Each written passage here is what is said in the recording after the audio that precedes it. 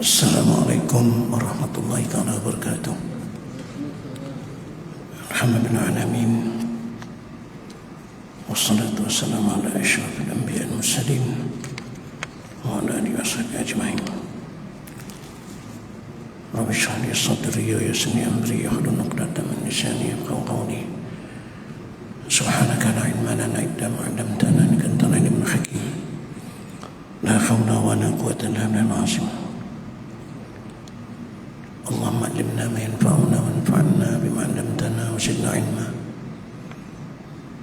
Muslimin muslimat berjemaah minta Allah Subhanahu wa taala. Alhamdulillah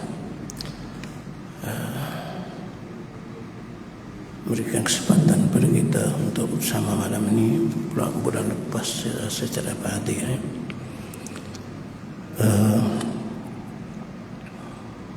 itu kita sambung pada kata hikmah yang ke-160 yang sedikit sebanyak masih ada hubungan dengan 159. Itu yang 59 lepas Musannif mengatakan iza waqa minka dhanbun fala yakun sababan liya'sik min husul istiqamati ma rabbik faqad yakunu dhalika khairu dhanbin qutira alaik. Yang maksudnya secara ringkas, jika terlanjur terjadi perbuatan dosa, jika kamu melakukan dosa, maka demikian itu jangan sampai menyebabkan kamu putus asa, menyebabkan kamu patah hati untuk mendapatkan istiqamah pada Tuhanmu. Jadi situ ada larangan putus asa. Jadi ada hubungan dengan takut. Jadi perbincangan yang akan datang ni, takut kena ada tapi jangan melampau sehingga membawa kepada putus asa. Itu yang lepas. Kemudian yang malam ni, in aradta an yaftaha laka bab ar-raja fashhad ma minhu ilaik, wa in aradta an yaftaha laka bab al-khawfi. Itu yang kebanyakan naskah. Sebab kitab saya ni ditulis bab al-khuzni. Khuzni itu sebenarnya adalah rentetan daripada khauf, tapi mengikut lafaz yang ni kebanyakannya bab al-khawfi, bukan bab al-khuzni. Wa in aradta an yaftaha laka bab al-khawfi fashhad ma minka ilai. Maksudnya secara ringkas, apabila kamu oleh kita ingin dibukakan, mahu dibukakan oleh Allah pintu harapan, ar-raja, harapan kepada Allah Subhanahu wa taala, mengharapkan keampunannya, mengharapkan keredaan dan sebagainya. Kalau engkau nak dibukakan pintu pengharapan itu, maka perhatikan, fashhad, maka saksikan, perhatikan ma minhu ilaik. Makna asal perkataan apa ni Ibn Athaillah Sekandari itu, makna dia fashhad ma minhu ilaik, maka perhatikan barang yang daripadanya, daripada Allah, ilaika, kepada engkau. Perhatikan itu ya. Dan penterjemah dia terus saja pada maksud itu. Jadi perhatikan kebesaran nikmat Allah. Ma minhu ilaik itu ialah nikmat Allah. Apa-apa yang daripadanya daripada Allah, ilaika, kepada engkau, perhatikan yang itu. Jadi itu akan membuka pintu ar-raja,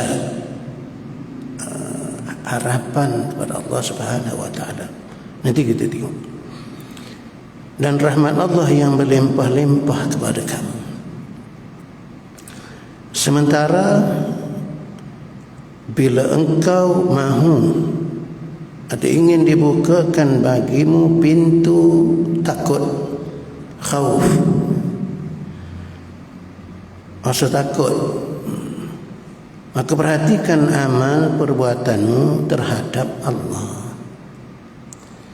Jadi raja dan khauf ini adalah dua sifat yang terpuji, dua sifat yang mahmudah.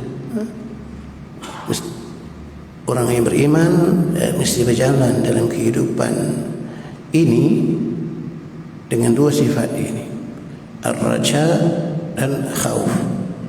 Tapi mestilah dalam keadaan yang sederhana, tidak melampau dan tidak terlalu kurang, sama ada raja atau khauf. Raja itu mana? Mengharapkan Allah Subhanahu wa taala. Tidak boleh berlebihan sehingga akhirnya membawa kepada bukan lagi mengharap, hanya angan-angan. Begitu juga tidak boleh berkurangan raja itu. Jadi kedua-dua itu dua sifat yang terpuji tadi yang Al-Quran ada mengisyaratkan tentang kedua sifat itu bagi orang-orang yang baik, yang bertakwa kepada Allah Subhanahu wa taala. Misalnya dalam banyak ayat sebenarnya, tapi antaranya dalam surah Qaf ada disebutkan, hadza ma tu'aduna likulli awwabin hafiz man khashiya ar-rahmana bil ghaib wa jaa'a biqalbin munib. Hadza ini, yakni syurga ini, yang sebelum itu Allah cerita tentang syurga. Ayat itu, ma tu'aduna likulli awabin hafiz, inilah apa yang kamu dijanjikan, yakni syurga itu, sebagai balasan kepada kamu.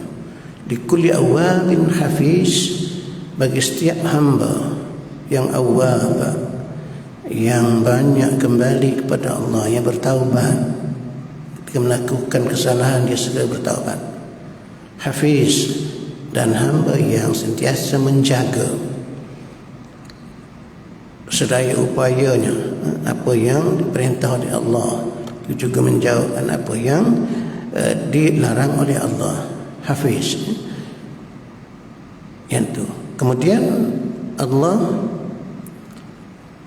menceritakan lagi ayat berikutnya siapa mereka. Ini maksud awabun hafiz, mereka yang banyak bertaubat dan menjaga mata basas agama Allah. Allah sebut ayat berikut, man khasyiyar rahman bil ghaib, itulah mereka yang takut. Jadi khauf tadi, yang takut ar-rahman bil ghaib, takut kepada Allah yang bersifat ar-rahman bil ghaib, dalam keadaan dia tak nampak ghaib.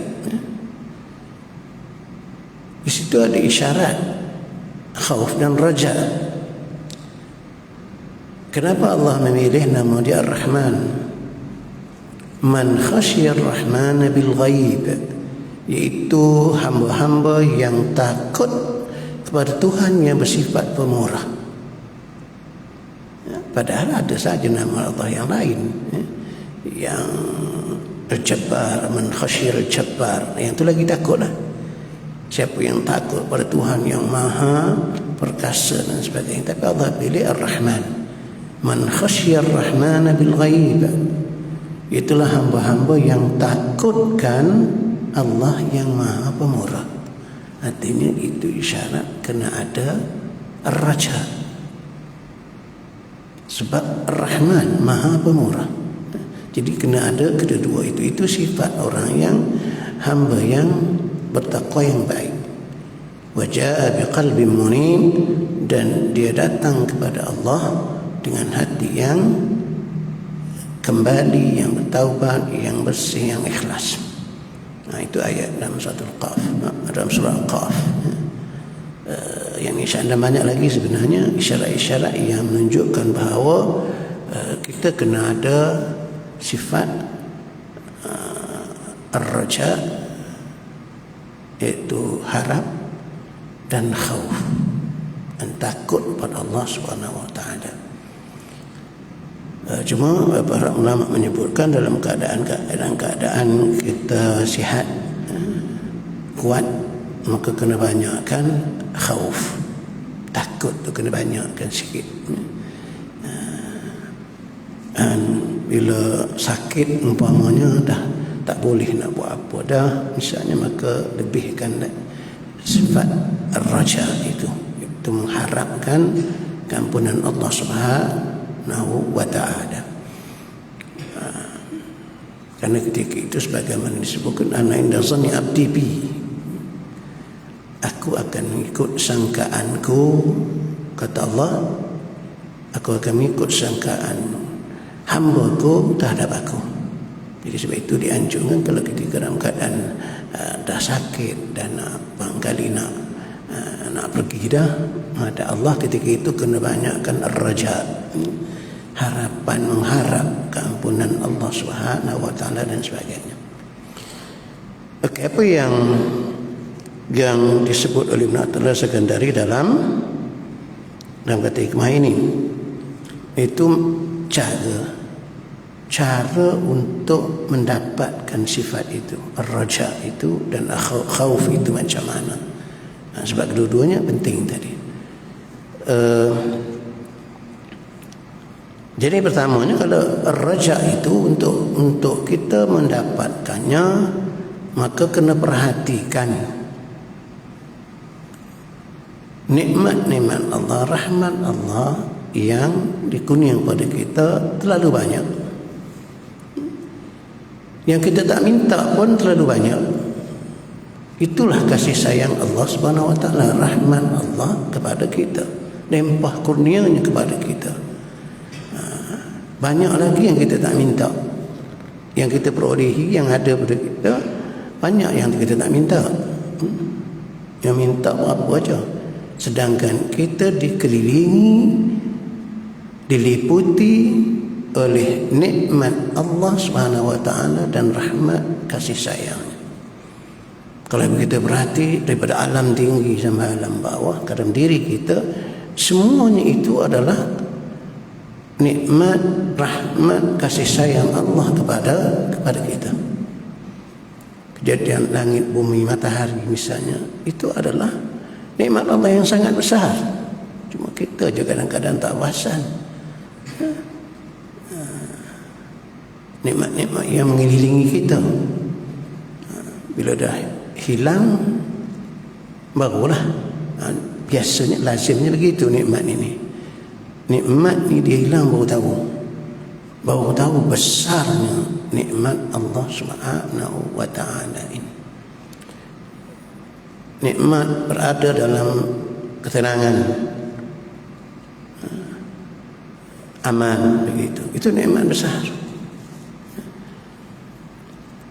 Bila dah hilang baru tahu. Sekarang semua dalam ketakutan. Kalau hujan, selama ni rasa seronok. Rasa seronok kalau malam hujan, boleh tarik selimut, boleh apa ni, tak ada rasa bimbang, tak ada apa. Itu nikmat Allah. Tapi sekarang Allah tarik sikit, nak bagi rasa. وَلَنَبْلُوَنَّكُمْ بِشَيْءٍ مِنَ الْخَوْفِ وَالْجُوعِ وَنَقْصٍ مِنَ الْأَمْوَالِ وَالْأَنْفُسِ وَالثَّمَرَاتِ. Kami pasti uji kamu sedikit dari ketakutan. Sekarang takut, bukan kawasan orang yang banjir, kawasan-kawasan yang memang selalu banjir. Yang tak banjir pun rasa hujan je lama sikit, macam mana ni, itu nikmat yang telah ditarik sedikit. Wallahu a'lam. Sebagai peringatan kepada kita, mungkin kelelahan kita semua, tidak nak tuduh siapa-siapa. Karena apa yang berlaku sebenarnya bukan mesti bala dalam bentuk kemurkaan Allah, tak semestinya. Karena Allah ni dia sayangkan hamba dia, kasihkan hamba dia. Dia barangkali dalam bentuk peringatan supaya kita kembali kepada dia. La'allahum yarji'un. Mudah-mudahan mereka yang ditimpa dengan musibah itu kembali kepada Allah Subhanahu wa taala. Jangan bila ditimpa apa ni, ini bala daripada Allah, ini apa ni, jangan macam tu. Sebab boleh jadi dia sebagai peringatan. Bala tetapi balaan hasanah, bala yang baik. Balaan hasanah, bala yang baik, bala yang boleh mengingatkan kita untuk kembali kepada Allah Subhanahu wa taala. Jadi nikmat Allah terlalu banyak. Bagaimana sebutkan di bermula alam tinggi, iaitu alam langit. Itu semua nikmat. Yang kita matahari yang duduk tinggi itu tak ada apa-apa pada kita, nikmat yang sangat besar. Matahari itu, kalau tak ada matahari, bayangkanlah. Gelap 24 jam itu pun disebut oleh Al-Quran. Bagaimana kalau sekiranya gelap itu berterusan sepanjang masa? Apa rasa? Sehinggalah ke alam bawah yang dikeliling kita. Kadang-kadang kita tak merasa tu. Itu nikmat Allah SWT. Allah yang memuliakan kepada kita. Itulah limpah kurnia Allah, kasih sayang Allah kepada kita, khususnya manusia, malah hambanya keseluruhannya. Bagaimana yang selalu kita dengar, Allah lebih kasih pada manusia ini. Allah sangat kasih, lebih daripada seorang ibu kasih dan sayang kepada anaknya yang masih kecil. Anak yang masih kecil ni dia sayang ni mesti lebih umur baru 5-6 bulan, setahun, nak beza dengan anak yang dah besar. Tapi anak yang masih kecil itu sangat disayangi oleh ibunya. Tapi Allah lebih kasih kepada hambanya daripada itu. Dia kurniakan berbagai-bagai nikmat. Kita diliputi oleh nikmat Allah Subhanahu wa taala. Wa in ta'udu nikmat Allah la tuhsuha. Inna Allah la ghafurur rahim. Kalau kamu nak hitung, kalau kamu nak kira nikmat Allah ini, kamu tidak akan mampu menghitungnya. Nanti tadilah, nikmat yang nampak, yang tak nampak, tak akan mampu menghitungnya. Kalau hitung pun tak mampu, nak kira pun tak mampu, macam mana nak mensyukurinya? Nikmat wajib disyukuri, bukan sunat. Nikmat wajib disyukuri. Tapi kalau kita nak kira nikmat Allah ni pun tak mampu nak kira, macam mana nak mensyukuri? Itu ayat itu diakhiri innallaha laghafurur rahim. Sesungguhnya Allah sangat pengampun dan sangat mengasihi. Dia tahu kamu tidak akan mampu untuk mensyukuri keseluruhannya nikmat yang dikurniakan. Tapi dia Maha Pengampun. Allah Maha Pengampun dan Maha Kasih Sayang. Cuma ada satu doa bacaan yang dikatakan oleh bahkan ulama, kalau kita amalkan pagi petang, maka kita dikira telah mensyukuri seluruh nikmat Allah pada hari itu. Semua yang ada dianggap kita telah mensyukurinya. Allahumma ma amsabi min nikmatin wa bi ahadin min khalqik faminka wahdak la syarika lak falakal hamdu lakal syukr. Itu antara ucapannya. Wahai Tuhan, apa saja yang aku berpetang-petang, itu bacaan untuk petang, dengan segala nikmat itu, dan begitu juga apa yang ada pada hamba-hamba Allah seluruhnya itu, faminka wahdak, semua itu adalah darimu. Nikmat yang kita lihat, yang kita peroleh sendiri, yang orang dapat, itu dari Allah Subhanahu wa taala. Falakal syukur walakal hamdu lakal syukur. Bagi engkaulah kepujian dan bagi engkaulah kesyukuran. Ucapan itu kalau dibaca pagi itu kalah ma asbaha bi min nikmatin atau bi ahadin khalqi, petang ma amsa bi min nikmatin. dianggap bahawa kita telah dikira sebagai mensyukuri seluruh nikmat Allah Subhanahu Wa Taala pada hari itu, mana 24 jam itu insya-Allah. Sebab nak mensyukuri satu-satu memang tak mampu.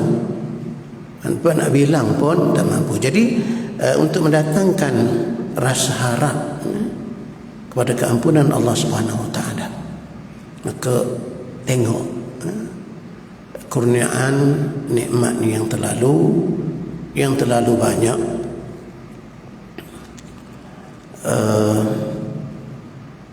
Mula dari kita pun, kalau dalam diri kita lagi banyak, dalam diri kita yang ada dalam diri kita itu sangat banyak nikmat yang sangat banyak, daripada ujung rambut sampai ujung kaki seluruhnya adalah nikmat Allah Subhanahu Wa Taala.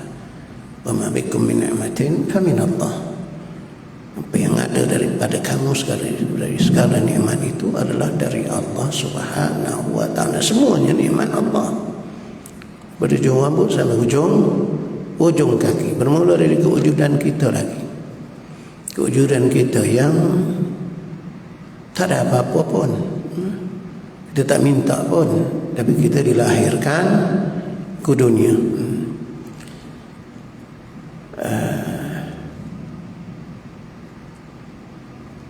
Jadi itu cara. Kalau itulah Allah yang mengurniakan berbagai-bagai nikmat itu, maka Allah Subhanahu Wa Taala yang bagaimana disebutkan tadi, sedia mengampun dan sebagainya, walaupun nikmatnya luas, tapi kita tak mampu untuk mensyukurinya, tapi dia Maha Pengampun lagi Maha Penyayang. Itulah itu keluasan keampunan Allah Subhanahu Wa Taala. Maka itu akan menimbulkan harapan kepada Allah Subhanahu Wa Taala. Cuma namun harap itu tak bolehlah tanpa disertai dengan amalan. Karena harapan yang tidak disertai dengan amalan itu bukan harapan. Itu hanyalah angan-angan.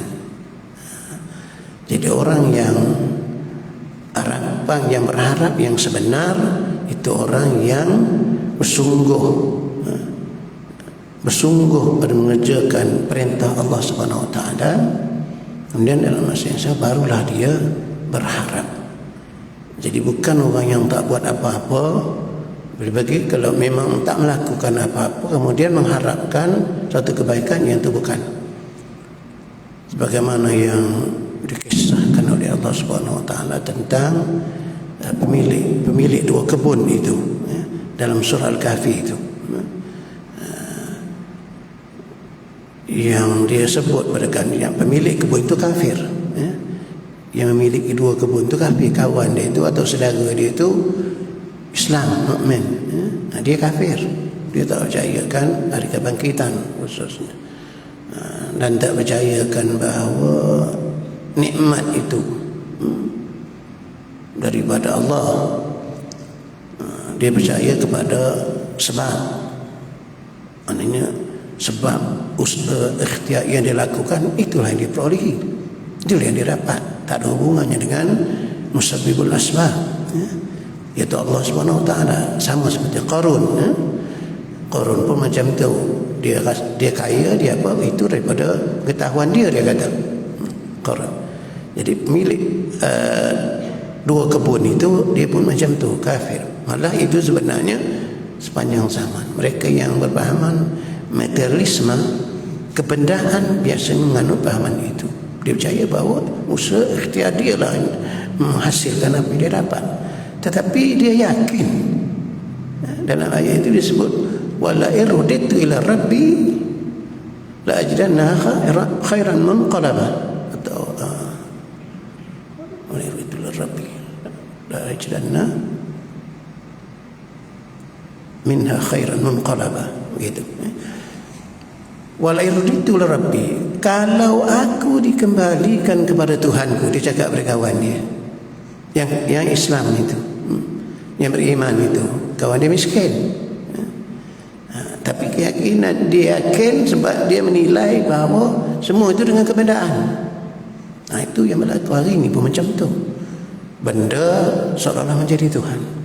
Benda menjadi kayu ukur hatta kepada kebenaran. Ini zaman yang kita juga sedang hadapi. Itu dah disebutkan dalam surah Al-Kahfi.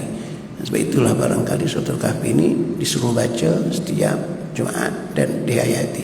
Benda itu dah berlaku.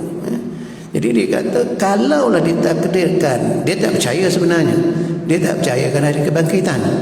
Tapi kalau ditakdirkan aku dibangkitkan, aku dibangkit dan dikembalikan kepada Tuhanku, aku akan dapat lebih daripada apa yang aku peroleh di atas dunia ini. Maknanya dengan kebun yang besar tadi, yang apa ni, kalau aku dibangkit aku akan dapat lebih. Yang tu dia harap lah tu, harap, tetapi harap yang tidak disertai dengan amalan. Yang itu hanyalah mana disebut kata hanya angan kosong. Yang tu dilarang lah. Harapan pada Allah SWT mesti disertai dengan kesungguhan. Yang kita boleh lakukan barulah mengharapkan keampunan, keredaan Allah Subhanahu wa ta'ala.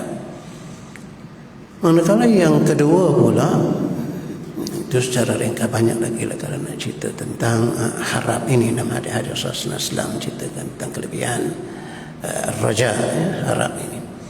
Kemudian sementara yang kedua itu yang juga merupakan sifat terpuji tadi, al-khawf. Yang itu pun kena hati-hati. Khauf ini tidak boleh juga melampau. Jangan sampai berlebihan, takut yang berlebihan, kerana dia boleh membawa kepada putus asa. Bagaimana disebut dalam kategori yang sebelum itu, yang boleh membawa pada putus asa. Takut dengan dosa yang dilakukan, kerana dah banyak dosa, dia takut, akhirnya dia lari, langsung menjadi putus harap. Yang tu jadi tercela. Itu dia kena sederhana, jangan terlalu takut dan jangan langsung tak ada takut. Jadi kena ada sifat itu. Dan untuk mendatangkan sifat khauf ini, Ibn Al-Sakandari menyebutkan, maka perhatikan fashhad ma minka ilai. Maka perhatikanlah ma minka, barang ini, perbuatan-perbuatan yang daripada engkau kepada Allah. Perhatilah apa yang kau buat, yang kau persembahkan kepada Allah. Nikmat Allah meliputi kita, semuanya nikmat Allah. Tapi yang kita persembahkan kepada Allah apa? Kita diperintahkan untuk beriman kepada Allah. Sejauh mana keimanan kita, keyakinan kita kepada Allah, itu kena perhatikan. Apakah kita benar-benar beriman kepada Allah, benar-benar yakin bahawa Allah Subhanahu wa ta'ala itu Tuhan semesta alam, Tuhan yang punya alam ini, Tuhan kepada alam ini. Apakah itu benar-benar ada dalam diri kita? Itu kena tengok. Itu untuk menimbulkan rasa takut kepada Allah Subhanahu wa ta'ala. Atau kena hanya bermain. Bagaimana kita mengakui Allah sebagai Tuhan, tapi dalam masa yang sama kita lawan dia. Allah sebagai Rabb. Rabb ni mana Tuhan punya langit dan bumi, yang mengawal, yang menjaga. Itu pengakuan kita. Kita kata Allah Rabb, tapi betul ke? Yang itu kena perhati. Jadi itu akan, insya-Allah juga akan mendatangkan rasa gerun, takut kita dengan Allah Subhanahu wa ta'ala. Itu juga dalam soal ibadah misalnya. Allah yang merintahkan kita melakukan ibadah. Bagaimana ibadah kita? yang kita persembahkan kepada Allah Subhanahu wa taala, macam mana tahap dia? Apakah masih bercampur baur dengan sifat-sifat mazmumah, dengan sifat-sifat yang keji dalam melakukan ibadat? Muaz bin Jabal pernah bertanya Rasulullah, beritahu aku ya Rasulullah, amalan yang boleh menjauhkan, yang boleh memasukkan aku ke dalam syurga dan boleh menjauhkan aku dari neraka. Lalu Rasulullah kata, ya Muaz, sa'alta an azim. Wahai Muaz, engkau bertanya sesuatu yang sangat besar. Itu tentang masuk syurga dan jauh dari neraka. Ini benda yang besar. Karena itu sebenarnya destinasi kehidupan manusia seluruhnya. Kita dalam perjalanan, destinasi kita itu sama ada ke syurga atau ke neraka. Jangan lupa tu. Kita bukan menetap di dunia. Ini hanyalah sementara. Tempat kita diuji oleh Allah. Kemudiannya mati. Di alam kubur, berbagai-bagai lagi keadaan di alam kubur itu. Al-Imam Ghazali rahimahullah ta'ala menyebutkan perkara yang nak dilalui oleh manusia dalam alam kubur sekurang-kurangnya ada 16 perkara. Bermula daripada soal, munkar, nakir, bagian. Kemudian hari kebangkitan, dibangkitkan, kemudian dihimpun, semua itu, dan akhirnya as-sirat, menyeberangi as-sirat, kemudian ke syurga atau ke neraka. Jadi yang kau tanya ni Muaz, satu benda yang besar sebenarnya, kata Rasulullah SAW. Tapi wa innahu la yasirun ala man yassarahu Allah. Tapi dia mudah bagi orang yang dipermudahkan oleh Allah Subhanahu wa taala. Dan Rasulullah meneruskan, ta'budullah wa la tusyriku bihi syai'a. Satunya, yang pertamanya, engkau abdikan diri kepada Allah, beribadah kepada Allah, jangan engkau sekutukan, jangan kau syirikkan dengannya sesuatu pun. Itu senang, bukan senang sebenarnya. Syirik itu menyeluruh, artinya tak boleh syirik kepada Allah, sama secara jali, secara terang atau secara tersembunyi. Bagaimana dalam suratul Kahfi juga, man kana yarju liqa rabbi falyamal amalan salihan wa la yusyrik bi ibadati rabbi ahada. Siapa yang mengharapkan pertemuan dengan Tuhannya, yang yakin pertemuan dengan Tuhannya, falyamal amalan salihan, maka hendaklah dia beramal dengan amal yang saleh. Jangan dia menyekutukan Allah dengan apapun dalam peribadatannya. Yang itu tuntutan Allah pada kita, dan bagaimana pula kita dalam melaksanakan itu. Apakah telah sempurna, yakin? Jadi itu kena perhatikan.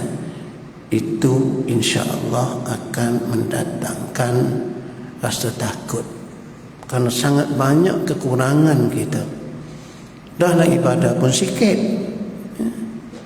tak sebanyak mana. Kemudian berbagai-bagai pula kekurangan dalam ibadah yang kita lakukan. Tapi kena perhati dengan insaf lah.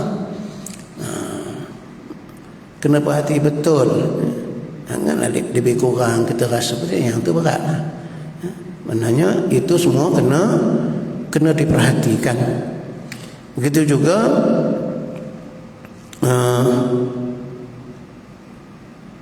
itu belum lagi yang ditinggalkan. Buat tapi tak sempurna. Dan berapa banyak juga perintah Allah yang kita tinggal. Yang disuruh buat kita tinggal banyak juga. Ya, demikian. Itu zikrullah misalnya. Zikrullah itu perintah Allah. Ya allazina amanu zikrullah zikran katsira. Wahai orang-orang yang beriman, hendaklah kamu sebut nama Allah dengan sebutan yang banyak. Bukannya sebut sikit-sikit, kena sebut banyak-banyak. Itu kita tak buat.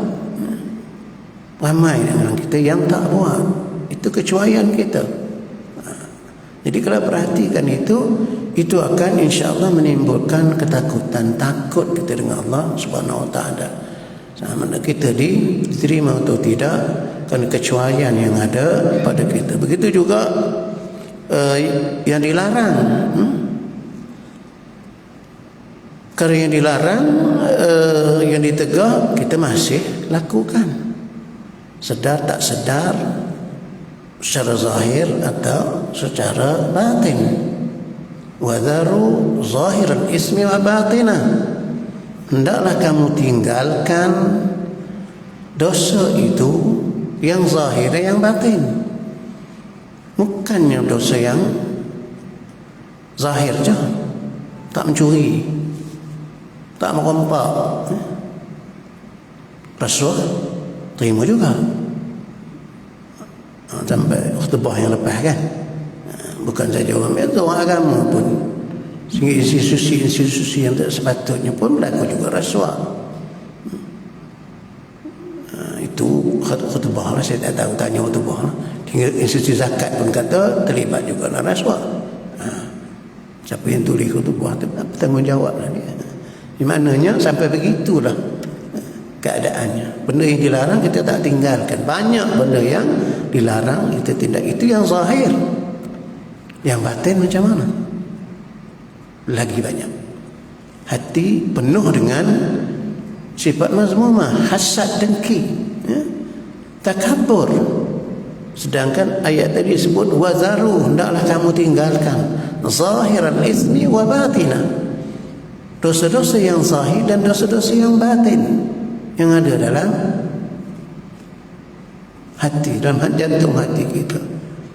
Bongkak, takabur. Takabur ni bukan mudah untuk nak buang dia. Takabur ni mana apa? Takabur ni merasa diri kita lebih baik, lebih sempurna daripada orang lain. Itu takabur lah.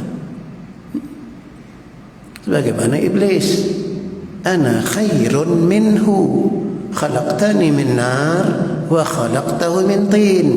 Aku lebih baik dari Adam, kau jadikan aku dari api, sementara Adam dari tanah. Dia rasa dia lebih baik. Itu berapa banyak kalau kita perhatikan. Itu dilarang oleh Allah. Takabur antara sifat dosa batin yang sangat besar, yang boleh membawa seorang kepada kekufuran, sebagaimana iblis. Kena buang. Jangan rasa kita lebih baik. Fala tuzakku anfusakum wallahu a'lamu biman ittaqa. Jangan kamu merasa diri kamu lebih baik, bersih, suci daripada orang lain. Allah lebih tahu siapa yang bertakwa di kalangan kamu.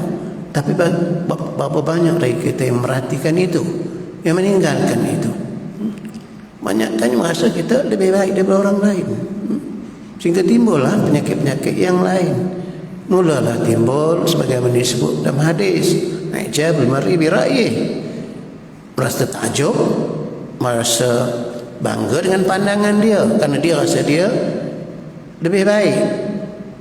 Mungkin kerana dia kaya, bagaimana disebut tadi, maka semua apa yang ada dia lebih baik daripada orang lain. Itu penyakit. Itu dilarang oleh Allah, yang itu kena tinggal. Tapi kita masih lagi melakukan. Jadi itu diperhatikan akan mendatangkan rasa takut, khauf kita kepada Allah Subhanahu Wa Taala. Begitu jugalah benda-benda yang lain, perkara yang lain yang kita dilarang, tapi masih juga melakukan perkara yang dilarang itu.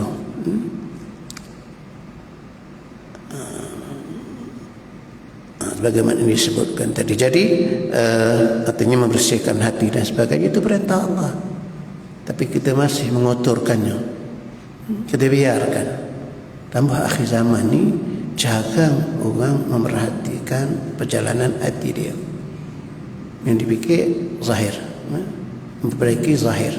Dalam ibadah pun kadang-kadang ia perhatiannya zahir, yang batin terlepas pandang. Sedangkan itu juga perintah Allah Subhanahu Wa Taala. Jadi hal-hal itu insya-Allah Bila itu diperhatikan, artinya sangat banyak kekurangan kita. Apa yang kita nak bersembah pada Allah, sangat banyak kekurangan. Jadi itu menimbulkan ketakutan, kita ni boleh selamat ke tak? Kita boleh selamat ke tidak? Ya? Seorang sahabat ketika nak mati dia menangis. Jadi sahabat lain tanya, kenapa engkau menangis? Aku bimbang, apakah aku boleh selamat? Jadi ketakutan kerana apa yang dia lihat pada dia, berbagai-bagai kekurangan. Jadi dengan itu insya-Allah akan datang raja dan khauf itu, dan kedua dia ini sangat penting dalam kehidupan seorang yang beriman. Sehingga setakat itu, wabillahi taufiq wa hidayah. Wassalamualaikum warahmatullahi taala wabarakatuh. أعوذ بالله من الشيطان الرجيم. الحمد لله رب العالمين. اللهم علمنا ما جهلنا وذكرنا ما نسينا والله رب العالمين.